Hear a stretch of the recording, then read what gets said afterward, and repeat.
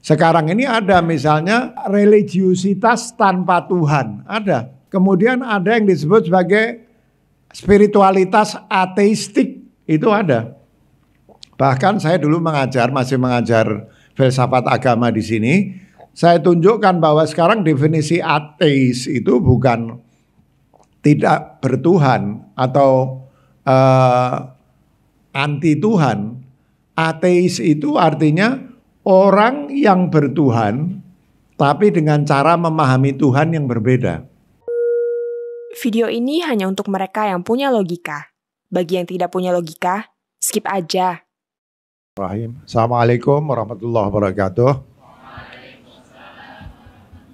Alhamdulillahirabbil alamin wassalatu wassalamu ala asyrafil anbiya'i wal mursalin wa ala alihi wa sahbihi al-mayamin. Allahumma salli ala Muhammad wa ali Muhammad. Hari ini kita akan membicarakan saya kira kelanjutan dari 2 seminar sebelumnya, dan topiknya sangat penting menurut saya, yaitu tentang pengalaman religius dan tantangan zaman.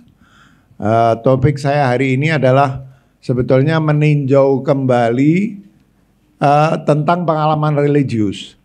Kita mungkin sudah punya gambaran yang standar bahwa pengalaman religius itu berhubungan dengan agama, ya, berhubungan dengan Tuhan, berhubungan dengan agama.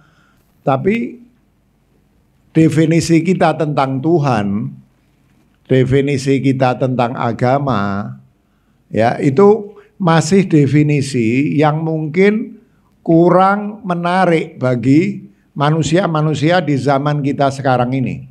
Ya, kita masih mendefinisikan agama sebagai agama institusional, agama sebagai institusi. Ada ritus, ada jamaah, ya. Kadang-kadang agama didefinisikan secara sangat ideologis, memiliki unsur kekelompokan yang kental, jadi eksklusif, kurang inklusif. Ya. Kemudian pengalaman religius juga digambarkan sebagai sesuatu yang terkait dengan itu saja, bahwa yang bisa mengalami pengalaman religius itu adalah pengikut agama institusional yang seringkali ideologis. Jadi lagi-lagi eksklusif. Itu enggak menarik untuk manusia modern. Saya lihat ada topik tentang kaitannya dengan generasi milenial. Generasi milenial tidak terlalu tertarik dengan cara melihat agama seperti itu, cara melihat Tuhan seperti itu, cara melihat agama seperti itu. Maka jangan heran kalau sekarang tidak sedikit anak-anak muda Muslim yang menganggap dirinya itu Muslim Hindu, Muslim Buddha. Ini bukan karangan saya. Tidak sedikit sekarang anak muda datang ke saya bilang, "Pak, saya ini Muslim tapi saya mempraktekkan ajaran agama Hindu.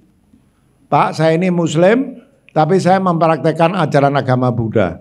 Bahkan ada seorang perempuan, salah satu perempuan paling intelijen di Indonesia, yang memutuskan untuk pindah agama. Kenapa? Karena kita masih melihat agama dengan cara lama, dengan cara yang eksklusif, melihat Tuhan dengan cara lama, yaitu Tuhan yang eksklusif, ya, dan melihat pengalaman religius dengan cara yang lama.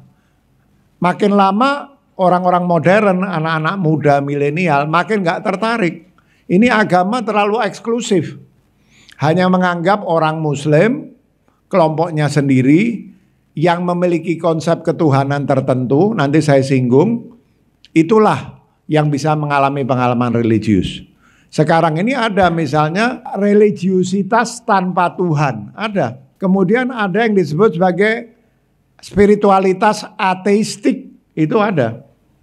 Bahkan saya dulu masih mengajar filsafat agama di sini. Saya tunjukkan bahwa sekarang definisi ateis itu bukan tidak bertuhan atau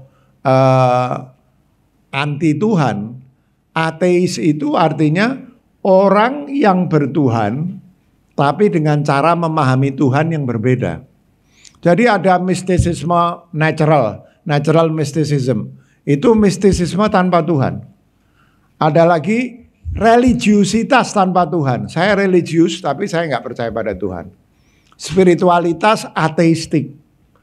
Nah, sebetulnya kita bisa meninjau kembali pemahaman kita tentang Islam yang di dalamnya daya tarik agama, Tuhan, pengalaman religius itu bisa menjangkau manusia-manusia modern, menjangkau anak-anak muda, bahkan generasi milenial, tanpa kita meninggalkan keyakinan kita tentang agama kita. Tanpa kita meninggalkan keyakinan kita tentang Tuhan. Tanpa kita meninggalkan keyakinan kita akan pengalaman religius sebagai sumber kebenaran puncak. Ya. Nah, ini yang saya mau diskusikan. Ada sebetulnya 3 istilah yang mirip-mirip, suka dipakai bergantian, tapi sebetulnya punya pengertian yang beda. Satu, pengalaman religius. Kedua, pengalaman mistik.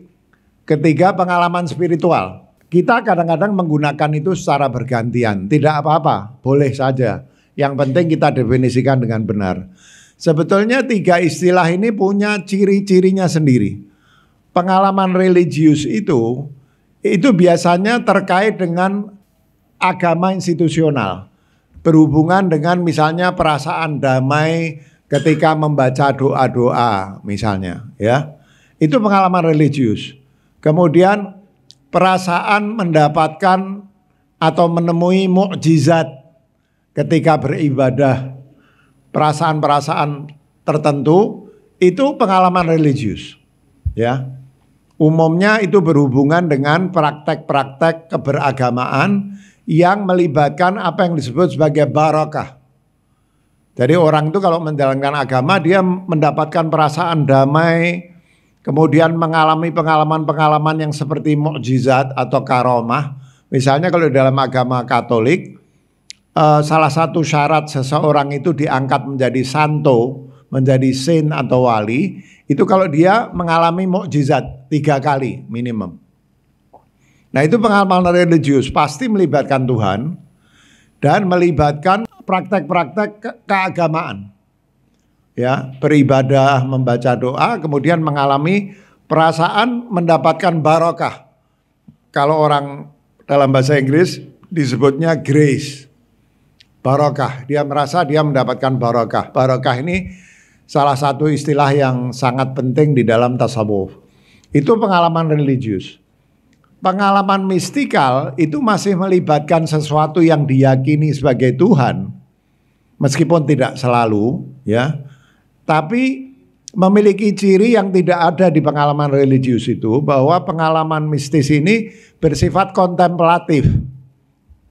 Kalau tadi pengalaman religius pada umumnya dipahami sebagai mengandung barokah dari Allah SWT.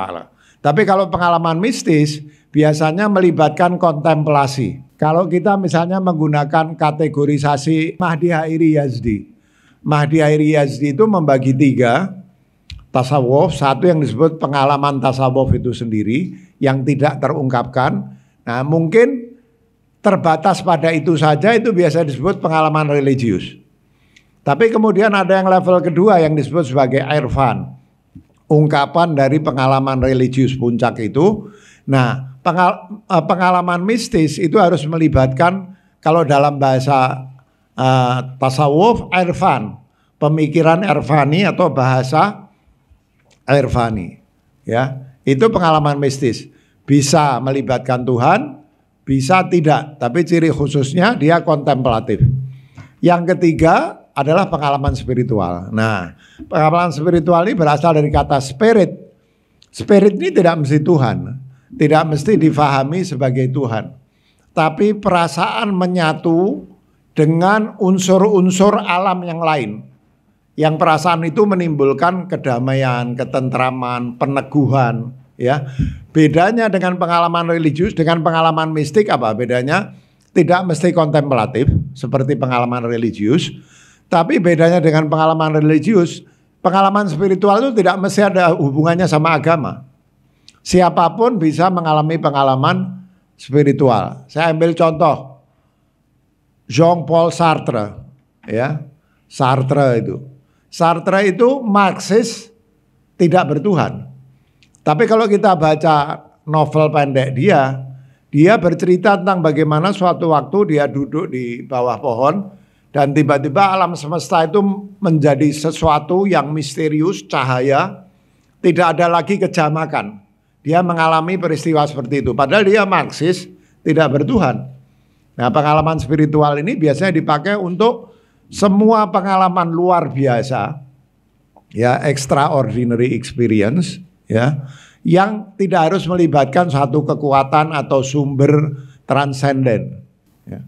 Nah, itu kita harus pahami dulu yang pertama, bahwa ada beda ini. Dan ini saya sampaikan untuk pertama saya membuka dulu pemahaman kita. Jangan terlalu sempit dengan menganggap pengalaman religius itu hanya berhubungan dengan orang-orang yang beragama dengan sangat intens, eksklusif, kekelompokan, ideologis, bahwa kalau orang tidak beragama dengan cara seperti itu, dia tidak bisa mengalami pengalaman religius. Bahkan sebagian orang itu mengalami pengalaman religius dengan apa yang disebut sebagai altered states of consciousness. Kesadaran yang diinduksi dengan berbagai macam cara, misalnya berpuasa. Orang-orang Jawa kebatinan misalnya yang tidak menjalankan praktek agama, itu bisa mengalami pengalaman spiritual atau pengalaman religius dengan apa? Puasa, puasa mutih, puasa ngerowot. Ngerowot itu hanya makan sayur-sayuran, melaparkan diri. Itu bisa menghasilkan sebuah pengalaman spiritual. Ya. Kemudian orang yang tidak beragama pun itu bisa mengalami pengalaman spiritual seperti Sartre itu. Maka kalau kita menyempitkan arti pengalaman religius atau mistis ini nggak menarik untuk anak-anak muda sekarang. Mending saya ikut yoga, mending saya pergi ke Bali. Banyak anak muda tinggal di Bali, enak betul jadi orang Hindu. Dia nggak mau melepas keislamannya, dia jadi Hindu atau jadi Buddha. Ada satu selebritis yang tadinya Kristen pindah jadi Buddha. Ada orang pintar yang tadi saya ceritakan, salah satu perempuan paling pintar di Indonesia, Sunda. Biasanya orang Sunda itu nggak ada yang bukan Muslim, tapi pindah ke agama Kristen, dibaptis misalnya. Karena dia melihat Islam ini, karena dia nggak tahu tentang Islam, dia pikir Islam ini terlalu eksklusif. Domain pengalaman religiusnya juga terlalu sempit. Gitu ya. Nah, itu sebabnya saya katakan kita harus mulai dari itu. Nah, saya berpendapat seperti saya sampaikan di awal tadi, bahwa ketiga pemahaman tentang pengalaman religius, pengalaman mistik, dan pengalaman spiritual ini sebetulnya bisa disatukan kalau kita meninjau kembali dan mau menerima pemahaman bahwa sebetulnya menerima pemahaman tentang Tuhan itu apa, agama itu apa, pengalaman religius itu apa. Nah, kita mulai sekarang. Kita melakukan revisit, kita merevisit, meninjau kembali pemahaman kita. Pertama, kita tinjau kembali dulu pemahaman kita tentang apa? Tuhan, ya. Nah, Tuhan itu difahami sebagai memiliki dua tabiat, dua nature. Satu Tuhan personal, satu Tuhan impersonal. Ya. Tuhan personal itu maksudnya apa? Tuhan yang ada personnya. Semacam pribadi. Pribadi meskipun dia memiliki sifat-sifat maha, tapi dia pribadi yang kita berhubungan antar pribadi. Pribadi kita dan pribadi Tuhan. Jadi ada pribadi, Tuhan itu pribadi. Pribadi bukan dalam arti private ya, tapi personal. Person dari kata person. Nah, tapi sebagian agama, itu agama-agama Semitik, biasanya memahami Tuhan sebagai bersifat personal. Bahkan kadang-kadang ekstrem, personal saja. Dulu sebelum paus yang sekarang, paus apa namanya? Mengatakan bahwa salah satu sumber intoleransi orang Muslim, karena dia tidak tahu tasawuf, itu karena Tuhannya Tuhan monoteistik yang personal. Kita kalau baca bukunya Mahdi Hairi Yazdi misalnya, Ilmu Huduri itu, kita akan mendapati bahwa Mahdi Hairi Yazdi itu tidak menerjemahkan tauhid dengan monoteisme. Mahdi Hairi Yazdi menggunakan istilah apa? Monorealisme. Nah, monoteisme itu mengandung kata theos. Theos itu artinya Tuhan sebagai person, sebagai pribadi. Ya. Padahal di dalam Islam kalau kita tinjau dari sudut pandang tasawuf, Tuhan itu realitas, bukan person. Makanya karena pendekatannya Mahdi Hairi Yazdi itu adalah pendekatannya Suhrawardi, Mullah Sadra dan Ibn Arabi, monorealisme itu sebetulnya wahdatul wujud atau tauhidul wujud. Dan wujud itu bisa personal ketika turun. Allah SWT itu sebagai zat, dia impersonal. Laisa kamitslihi syai'. Tidak ada sesuatu yang mirip dengan sesuatu yang mirip dengannya. Jadi betul-betul kalau di dalam Taoisme, nah tadi saya menyebut agama Semitik. Kalau di agama non-Semitik, Tuhan itu lebih kuat impersonal. Tidak ada pribadinya. Misalnya dalam Taoisme, Tuhan itu disebut wu. Wu itu yang bukan itu. Laisa kamitslihi syai'. Laisa kamitslihi syai', ini saya belajar dari Ustaz Abbasi, itu tidak ada sesuatu yang mirip bahkan dengan sesuatu yang mirip dengannya. Mithil itu bisa diartikan sebagai Rasulullah Shallallahu Alaihi Wasallam sebagai al-insan al-kamil. Yang paling dekat dengan Allah SWT itu adalah Rasulullah. Tapi Tuhan itu bahkan dengan Rasulullah tidak sama. Dia misteri, sesuatu yang misterius, zat, ghaibul ghuyub disebutnya, ya. Nah, di level itu Tuhan itu impersonal, nggak ada personnya. Jadi sebetulnya di dalam Islam yang tepat itu tauhid diterjemahkan sebagai monorealisme, di mana Tuhan di satu sisi Tuhan itu impersonal, ketika dia bertanazul, maka pada waktu itu dia menjadi pribadi. Di ahadiyah, di wahidiyah atau di wahdah, wahidiyah, dan selanjutnya sampai ke alam semesta. Bahwa Tuhan itu ada di mana-mana. Ada di pohon, ada di batu. Saya hampir selalu kalau bicara soal ini membawa tafsirnya Ibn Arabi tentang ayat yang kita semua sudah paham artinya. Wa qadha rabbuka an la ta'budu illa iyyah. Itu kan semua kita tahu artinya. Dan Tuhanmu telah menetapkan agar kamu tidak menyembah kecuali Allah SWT. Betul ya?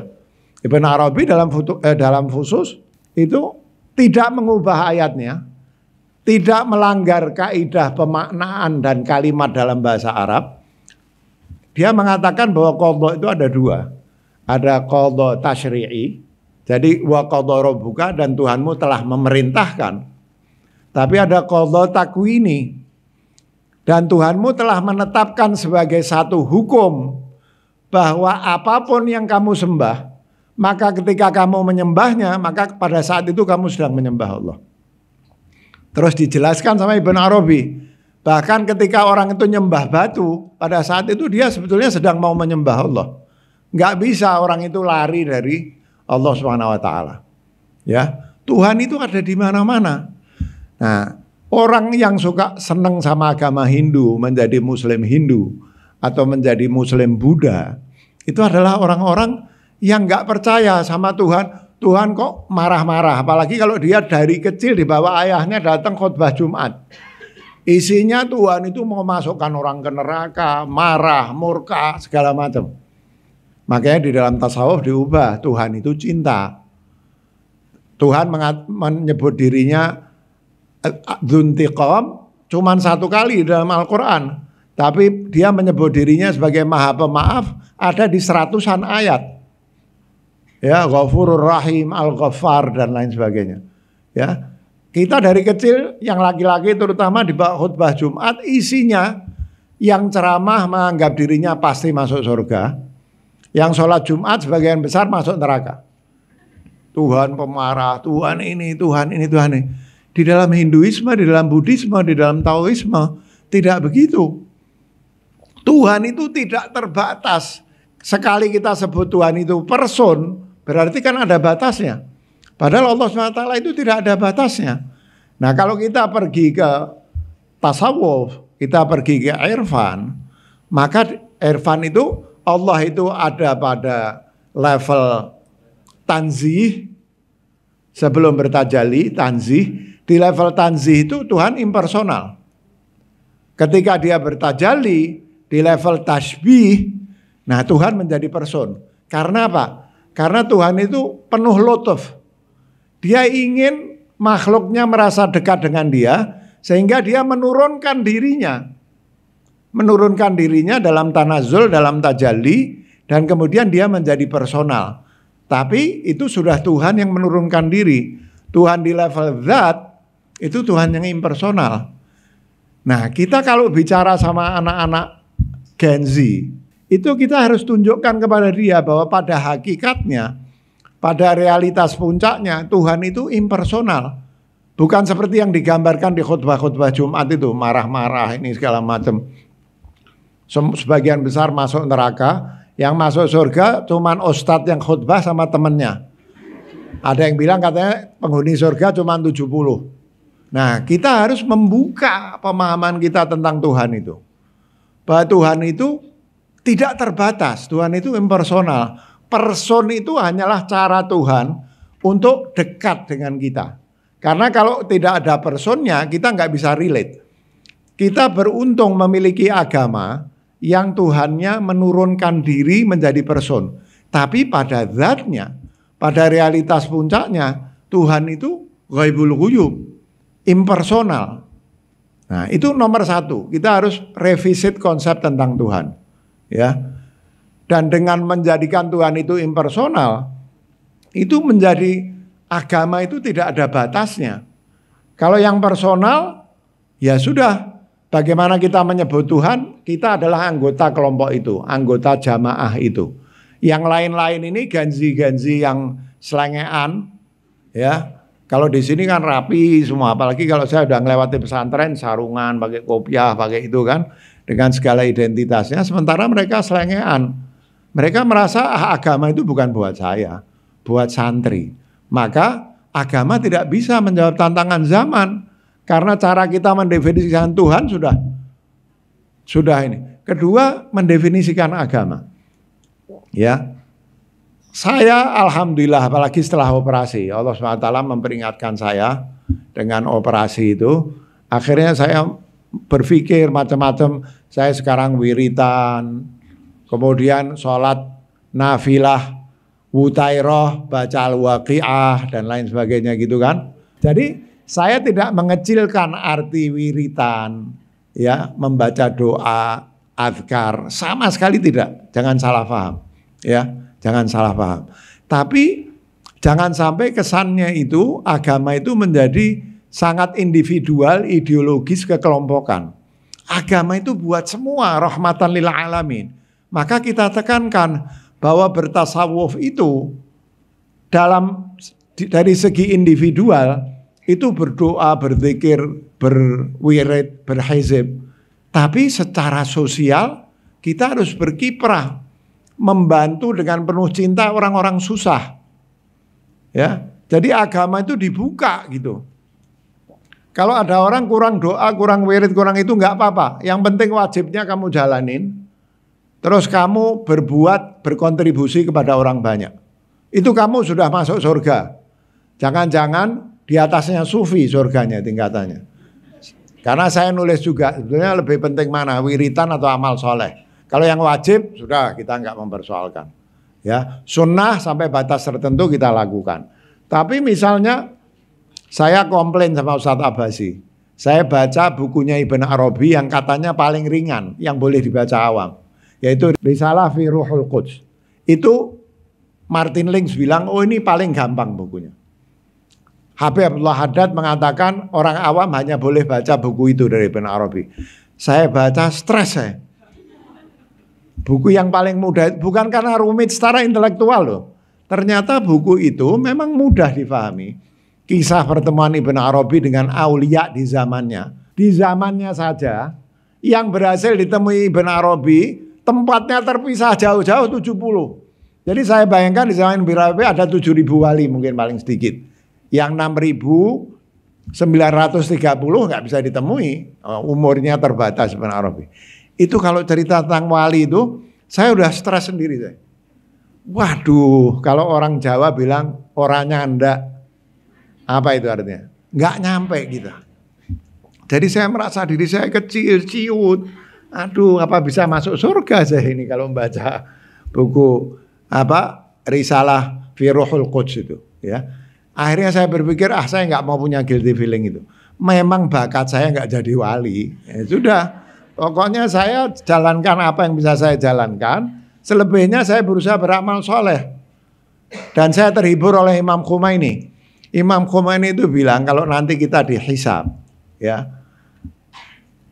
ibadah kita kurang, itu bisa ditambal dengan amal soleh, kata Imam Khomeini. Tapi kalau amal soleh kita kurang, nggak bisa ditambal dengan ibadah makhluk. Itu Imam Khomeini mengatakan itu. Saya terhibur. Alhamdulillah. Sebelum ini saya guilty feeling terus. Sholat cepat-cepat. Ya, apalagi tadi karena harus segera turun.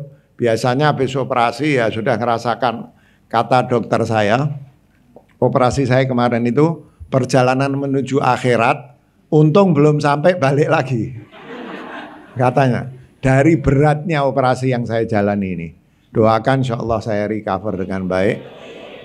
Nah, jadi saya mencoba sholat sunnah, membaca wirid. Biasanya hanya sholat jamaah di masjid, kalau kebetulan pulang dari kantor, waktunya sholat ya udah mampir. Sopir saya tahu mampir masjid sholat. Sekarang mencoba sholat di masjid lebih banyak dan lain sebagainya. Jadi saya nggak mengecilkan itu sama sekali. Wong saya seneng kok. Makin senang. Tapi itu tadi, agama itu jangan kemudian dikecilkan menjadi milik elit. Orang yang tiap hari sholat jamaah di masjid 5 kali sehari, pakai rodi, pakai kopiah, pakai itu, sehingga generasi milenial itu berpikir agama ini bukan buat saya, eksklusif, ya. Jadi Tuhan, pemahaman kita tentang Tuhan, kita bikin anak-anak Gen Z. Konsep Tuhan Hindu itu ada di dalam Islam. Bahkan kata Allamah Tabatabai kalau tidak salah, konsep Tuhan Hindu itu sangat mirip dengan Wahdatul Wujud. Sangat mirip ya dengan Wahdatul Wujud. Bahkan sebetulnya Trinitas itu, meskipun ada hal-hal yang tidak kita sepakati, kata Ibn Arabi itu tauhid. Kata Imam Ghazali itu tauhid.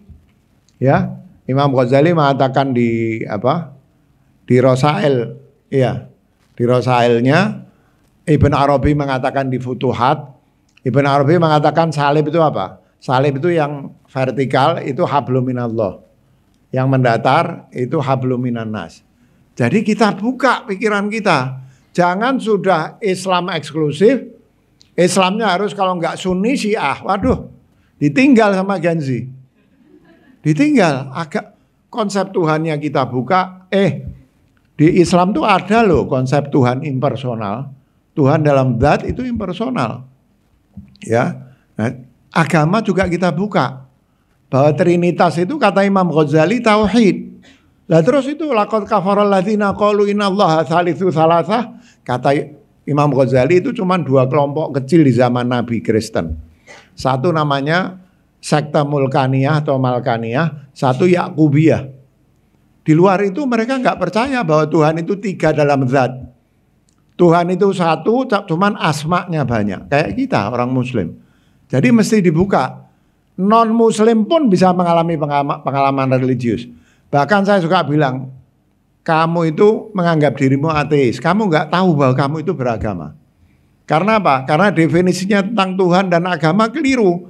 Sehingga dia pikir, saya nggak beragama. Agama bukan buat saya. Saya baik, punya pengalaman spiritual, tapi saya bukan orang beragama. Saya ateis. Saya kasih tahu, kamu itu nggak ateis loh. Karena kalau Tuhan itu bersifat impersonal, dia percaya pada Tuhan impersonal. Tuhan itu apa? Saya tulis di buku saya pengantar terhadap pemikiran Ibn Arabi. Kebaikan yang sama sekali tidak tercampur dengan keburukan. Kebenaran yang sama sekali tidak tercampur dengan kesalahan. Keindahan yang sama sekali tidak tercampur dengan kejelekan. Itu Tuhan. Tuhan secara impersonal. kita kasih tahu, oh kalau di dalam tasawuf sama, Tuhan itu juga punya sifat yang impersonal, mutlak. Al khair al mahad katanya, kebaikan tok, nggak ada keburukannya. Ya, nah kita buka lagi pemahaman kita tentang Tuhan, tentang agama. Terakhir tentang pengalaman religius, kita buka juga bahwa kamu ketika kamu mengatakan saya mengalami pengalaman mistik, tapi padahal saya nggak percaya sama Tuhan. Jangan salah. Pengalaman yang kamu alami, yang kamu pikir itu nggak ada hubungan dengan Tuhan, itu sebetulnya pengalaman ketuhanan. Kalau definisi kita tentang agama dan Tuhan sudah kita perluas, kita buka, maka pada saat itu sebetulnya siapapun beragama atau tidak, agamanya apapun juga, apalagi madhabnya, apa saja, itu dia bisa mengalami pengalaman religius. Dan pengalaman religius yang bisa diterima sebagai pengalaman religius. Ya, saya mendefinisikan pengalaman religius atau pengalaman mistik atau pengalaman spiritual itu 360 derajat. Selama ini kan kita itu berpikir pengalaman spiritual itu hanya dengan Tuhan yang di atas. Ya, menurut saya kalau bicara sama Gen Z atau generasi milenial, pengalaman religius itu 360 derajat. Ke atas dengan yang transenden, ke bawah saya sebut aja jiwa. Jiwa itu nafas, itu bisa diartikan pusat pemikiran rasional, bisa diartikan pusat khayal, bisa diartikan juga sebagai pusat spiritualitas. Kita harus buka juga bahwa pengalaman religius itu bukan berhubungan dengan Tuhannya orang Islam saja. Ya, karena Tuhannya orang Islam sama Tuhannya orang ateis itu sama. Nggak ada bedanya, Tuhan itu satu. Tuhannya orang Islam, Tuhannya orang Nasrani, Tuhannya orang Tao, Tuhannya orang Shinto di Jepang. Itu sama. Bahwa kemudian kita mempersepsinya secara berbeda itu soal lain. Tapi Tuhannya sama. Nah, tapi pengalaman religius ini harus didefinisikan 360 derajat. Tadi kan Ibn Arabi mengatakan wa qadha rabbuka la ta'budu illa iyyah tadi. Yang kata Ibn Arabi, orang nyembah batu itu sebetulnya mau menyembah Allah. Nyembah pohon itu sebenarnya mau nyembah Allah. Nah, pengalaman religius itu termasuk ketika kita merasa memiliki koneksi dengan unsur-unsur alam semesta yang lain. Itu misalnya Ibn Sina menulis sebuah risalah pendek, judulnya Risalah fil Ishq. Ishq itu dipakai oleh Ibn Sina untuk menerjemahkan istilah simpatia. Istilah simpatia dari Plotinus. Dia menulis buku Risalah fil Ishq. Dan dia bercerita bahwa antara kita dan unsur alam selebihnya itu ada cinta yang menyebabkan saling pengaruh. Keberadaan batu itu bisa mempengaruhi kita sebagaimana kita bisa mempengaruhi batu. Bahkan kalau kita baca, saya menulis makalah, saya ini masih kuliah loh ini. Saya mulai kuliah lagi, umur saya 65 tahun, saya kuliah lagi. Transpersonal Psychology. Nggak akan sampai jadi doktor. Nggak kuat saya jadi dokter, mahal, dan juga saya nggak butuh gelarnya. Tapi saya menuliskan kembali makalah saya waktu di Harvard dulu. Saya bahkan lihat dari Al-Isyarat wa Tanbihat. Al-Isyarat wa Tanbihatnya Ibn Sina itu termasuk buku yang ditulis belakangan oleh Ibn Sina. Dan di situ saya lihat bahwa semua proses mengetahui sebetulnya adalah proses beroperasinya ishq itu. Cinta antara kita dan Allah, cinta antara kita dan al-aql al-ashir atau al-aql al-fa'al, dan cinta kita kepada alam semesta. Bahwa pengalaman spiritual tanpa Tuhan itu ya pengalaman spiritual, itu ya pengalaman religius, kita akui itu. Jadi pengalaman religius itu kalau buat saya 360 derajat. Dengan Allah, dengan alam semesta, dan alam semesta itu adalah tajalliyat dari Allah SWT yang berhubungan dengan jiwa kita, ya. Nah, jadi definisi kita tentang pengalaman religius kita buka. Kalau sudah Tuhan kita yakini seperti itu, agama kita percayai seperti itu, kita pahami dengan cara itu, pengalaman religius kita tampilkan seperti ini, ateis itu masuk sebagai orang religius. Jadi nggak perlu kamu pergi ke Bali sana jadi Muslim Hindu. Di dalam Islam ya begitu. baru kemudian pengalaman religius ini bisa menjawab tantangan zaman sebagaimana dipersoalkan dalam judul pembicaraan kita pada hari ini. Itu dulu ya, terima kasih.